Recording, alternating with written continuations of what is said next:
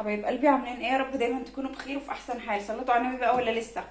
طبعا انا ضاربه النهارده اكله سمك مخليه قرنشف زي الحطب، والله ناشف جدا. فطبعا انا عندي هنا كيلو كنافه، انا كنت جايباها طازه يعني صبحه، وبحطها في الفريزر لما تكمل. اهي بصي جامده ازاي اهي. بطلعها جامده زي كده فيها تلج وبتاع، واروح جايه احطها في قلب الكبه اهي. برضو انا كنت رايحه اضربها اهي. انا حاطه على وشها سمنه، السمنه دي سخنه انا مسيحاها وحطها كده على وشها. طبعا انا مش هعمل لا مدلعه ولا متشخلعه، انا هعمل كنافه عاديه. وانا عارفه ان الحبايب كلهم بيعرفوا يعملوها، بس لازم اعملها وحياه عيونك لازم اعملها قدام منك برضه اهي. انا حاطه عليها سمنه وراح اضربها اضربها على الخلاط. حبايب قلبي انا ضربتها هي في الكبه وبقت عامله زي الشعريه. شفت الشعريه الحجم بتاعها قد ايه؟ هي قدها على فكره والله. بس انا عايزه ايه، طبعا الصينيه بتاعتي مدهونه سمنه.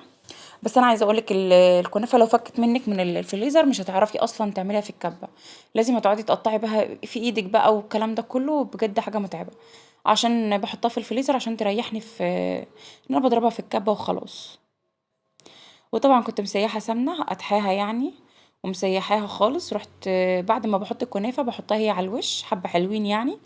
اقعد اضرب فيها. انا عايزه اقولك لو الكنافه فكه منك فعلا مش هتضرب في الكبه، لان فعلا كانت بتغلبني شويه اللي هي فكه.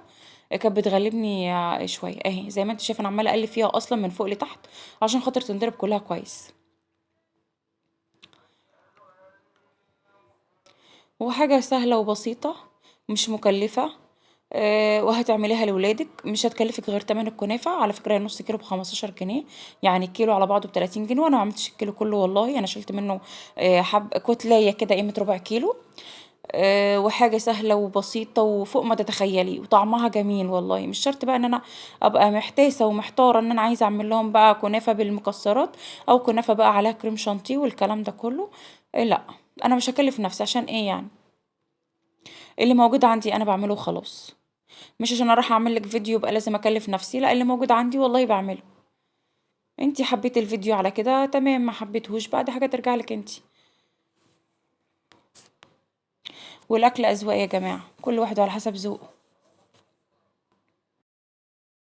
انا كده عملتها بالشكل ده اهي. كده كده الصينيه دي اصلا مدهونه سمنه. ما عنديش سمنه بلدي طبعا عشان احط سمنه بلدي وكده، فانا حاطه سمنه عاديه جدا، سمنه كريستال اهي يا جماعه. ولا مكسرات ولا اي حاجه خالص، ولا قشطه ولا اي حاجه خالص هحطها عليها. هي ساده كده. انا زي ما انتم شايفين انا قلبتها من الكبه في الصينيه على طول. اعذروني عشان انا بقى شغاله بايدي، انا اللي هاكل، انتوا تشوفوا وانا اكل على طول، ده اهم حاجه. هسويها وارجع لكم تاني. بصي بقى انا سويتها اهي في الصينيه. طبعا انا ما عملتش الكيلو كله ولا حاجه، انا شلت منه حته حلوه كده. هعينها طبعا، هي حلوه قوي كده كفايه. السيرب بتاعها طبعا انا مجهزاه من الصبح، عامله كوبايتين سكر وكوبايه ونص ميه. مجين سكر يعني عليهم كوبايه ونص ميه، نفس المعيار. هطلع راح احطها دلوقتي في الفرن تحمر، وابقى اوريها لكم لما تطلع.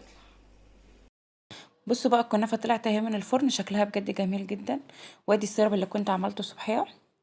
طبعا انا عاملاه من الصبح سايباه عشان يبرد. هي لازم تكون سخنه والشربات بارد، مش زي البسبوسه بتكون ده سخن وده سخن، لا لازم الكنافه سخنه اما الشربات بارد. وزي ما قلت لكم مجين سكر وعليهم كوبايه ونص ميه، بنفس الكوبايه اللي انت معايره بها السكر. حاجه كده في منتهى الجمال.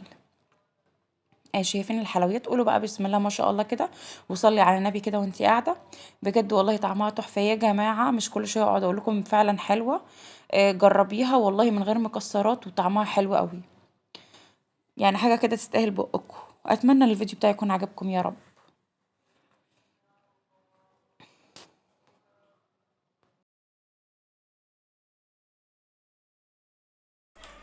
بصي بقى انا خلصت الكنافه بتاعتي، شايفه اهي؟ مش عارفه، مش ظاهره قوي بس جميله.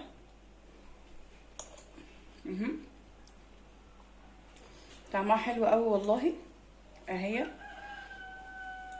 ولا تقول لي بقى مكسرات ولا قشطه ولا كريم شانتيه ولا الحاجات دي كلها، كده بتبقى خفيفه ولذيذه. وانا كده خلصت الفيديو بتاع النهارده بقى معاكم. ما تنسيش تعملي لايك وتعملي كومنت حلو زيك، يستاهل طبعا الفيديو الجميل دون. والكنافه بتاعتي والله طعمها حلو قوي، جربي. يلا باي.